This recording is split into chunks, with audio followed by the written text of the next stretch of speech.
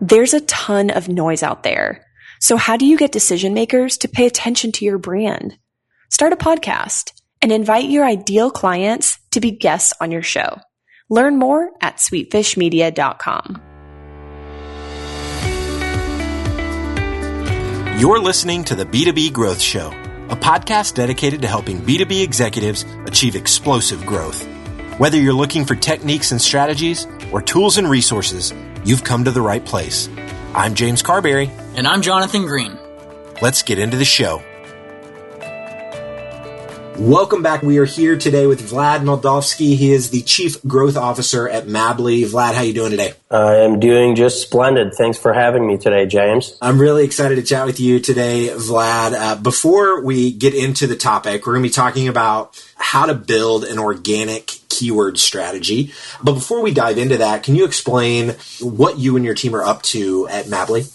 Awesome. So, Mabbly is a full-service digital branding firm. We started as a digital analytics or digital agency focused on AdWords and search engine optimization only. But over the last 3.5 years, being a player in the market and, looking at where the industry is going, we've really realized that creative and digital are two extremely important components to digital success, and they really work together. So what Mabbly is, it's a firm that is very data-driven, that uses creative content to engage different audiences online and attract different audiences online that ultimately help you drive either, sales from a B2C perspective or sales from a B2B perspective. Got it. I love it. Let's dive right into how the folks can build an organic keyword strategy. The first thing you talked about as we were unpacking this online is you said that you want to start by benchmarking against your competitors. You mentioned a tool called SEMrush. Can you talk to us about what do people need to do to benchmark, or how do you get started with benchmarking against your competitors? Awesome. So I'm a data nerd. So people get to know Mabbly, don't know me as the data nerd. So SEMrush is an extremely powerful competitor intelligence tool. You have kind of a free version that you could use as a small business owner or, different size business owner that kind of gives you some insights. But also, paying about $70 per month, you'll get kind of full access, full set of information about your visibility in search as well as competitors. So the first thing that you want to do when building a keyword strategy is understand what keywords are you actually ranked for today. And believe it or not, there's a lot of business owners who have a site who come to Mabbly and say, hey, we need search engine visibility. We have none today.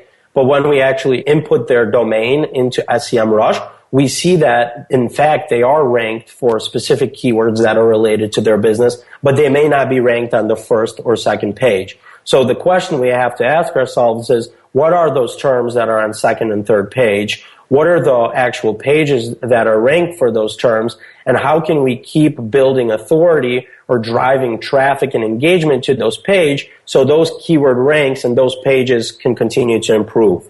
The second part of that is understanding, how do your competitors compare for the terms that you're ranked for, right? So for example, let me give you a specific example. So digital marketing firm might be a focus for Mabbly for search engine.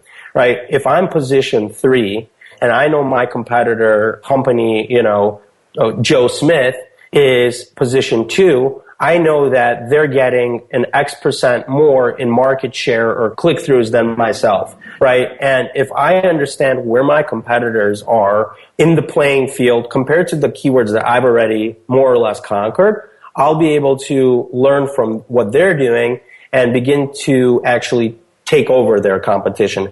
So that's kind of one thing. Another thing from a competitor perspective is SEMrush. You could actually drop your competitor URLs into the search box and you could see what keywords are they ranked for, right? And that's important to know because although we may not be ranked for those terms, you could take a look and you already know that you're very similar because they're ranking for some of the terms that you're ranked for. So you could start to see what terms they're ranked for that you may not be ranked for today that you may be able to target as well. So that's, kind of almost like a 3-step, approach. One is understanding where in the world are you, right? How visible is your site? Two is which of your competitors are ahead of the terms that you already think you're capturing, and how do we actually continue to create content around those terms so we could take over our competition. And then three is, if you're not ranked for a lot of terms that may help your business, what other terms can you begin to focus on that your competitors might be ranked for today, but you're not? Okay, got it. So this next piece, Vlad, that you said is really important to understand is to understand the top pages that you're currently ranking for on your own site. Can you talk to us about this a bit? Yeah, so I think, understanding so it's interesting, and you probably will understand where I'm getting with this, but search engine optimization traditionally was let's keyword fluff, let's keyword stuff, let's build as crappy links as possible to our site, because Google will see that we're doing all of this and Google will increase our search engine results. Yeah. That's not really the case. It's all about user experience, right? So if a visitor on your site is not having the best possible user experience, we're not able to fully capitalize. So the reason why understanding what pages are ranked from an organic perspective, really important, because if they're already ranked, we're already doing something right? And then actually backing into web engagement data for those specific pages, such as bounce rate, right? Such as how long they're actually going down that page or what content they're reading on it, we'll actually be able to take insights from that page and create new experiences through visual design that may engage our audience even more than it already is today, right? So for example, I may find that, my branding page on my site has a lot of keywords that result in visibility in search engine, right? Yeah. So knowing that, but then when I dig deeper, I might see, okay, but this page has an 85% bounce rate, which is dismal, which is horrible in our industry. So if we're already ranked today, it tells me that we're probably doing a little better than all of our competitors or other pages that are ranked. But what can we do today to get the visitor on this page that keeps them on the page, but also keeps them browsing through our site? So that's kind of what I mean is, what are the keywords that we rank for? What are the top pages for those keywords?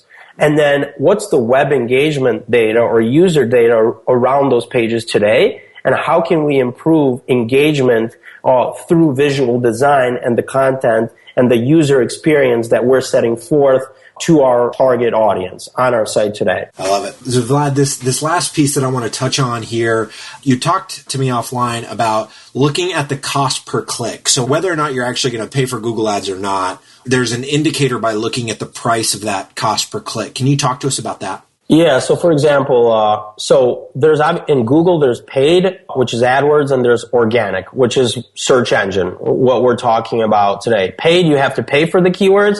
Organic, if you're creating amazing, remarkable, engaging content, hopefully that content starts to rank in organic and you won't have to pay for it. So when you look at cost per clicks on an AdWord level for a search engine, organic search engine strategy, here's kind of what I mean by that. For example, I might search in Google digital marketing, and that cost per click might say $2, right? The second search might be digital marketing firm, and that cost per click might be $26. What is the difference, right?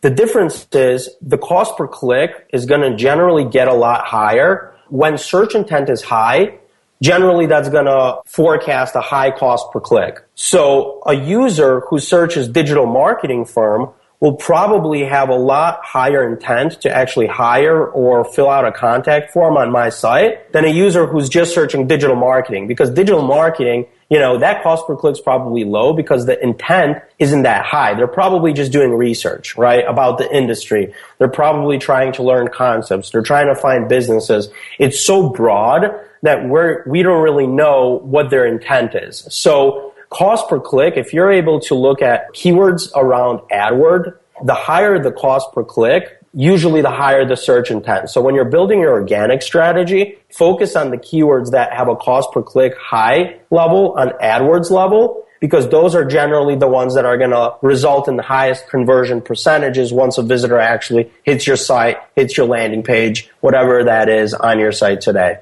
Got it.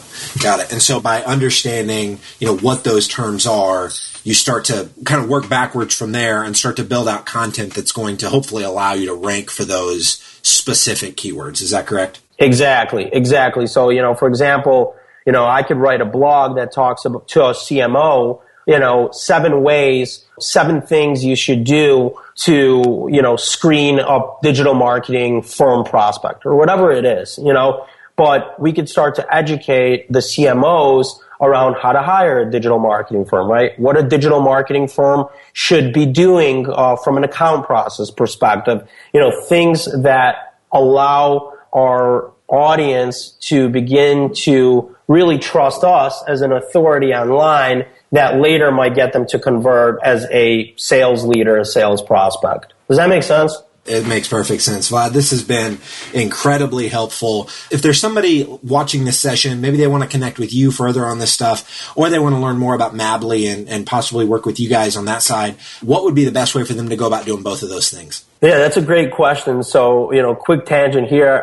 It was interesting because my grandmother called me last week and she said that her and my father spent about 2 hours of their day trying to figure out what an organic keyword strategy is.